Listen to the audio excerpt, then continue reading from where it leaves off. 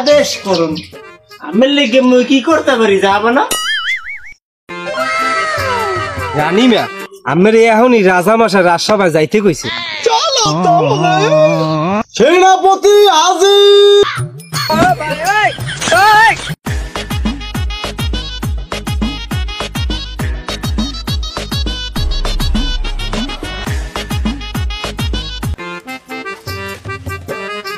দাসী সকাল 10টা বাজতে চললো, এখনো মন্ত্রী মশাইয়ের কোনো খবর নাই।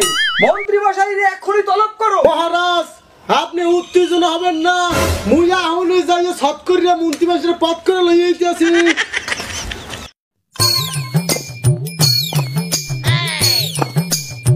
বেলা আজকে 10টা বাজে গেছে, আজ রাজসভায় না গেলেই হয়।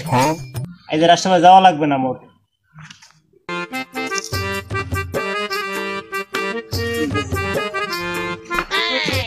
মন্ত্রী মশাই আপনি বসে এখানে কাজ করতে রাজা আমরা এখনই তলব করছে, রাজসভায় যাইতে কইছে।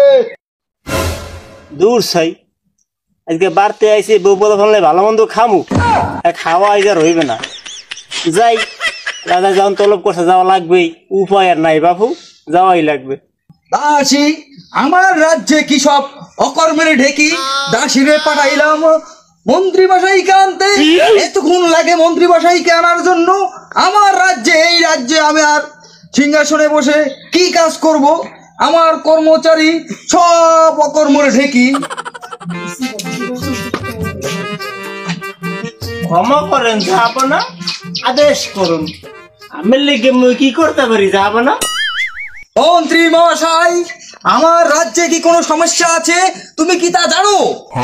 মোর জানা মতে কোনো সমস্যা নাই, এই সব সেনাপতি কইতে পারে। মন্ত্রী মশাই সেনাপতি যেহেতু ভালোই জানে, তার সেনাপতি কোথায়? সেনাপতি তোরে রাজা বলায়, দৌড় দিয়ে চলে যায়।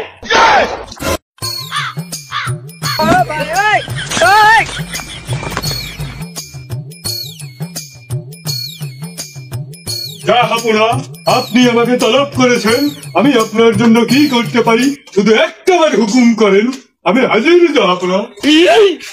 সেনাপতি আমার রাজ্যে এমন কিছু কি ঘটেছে তুমি জানো?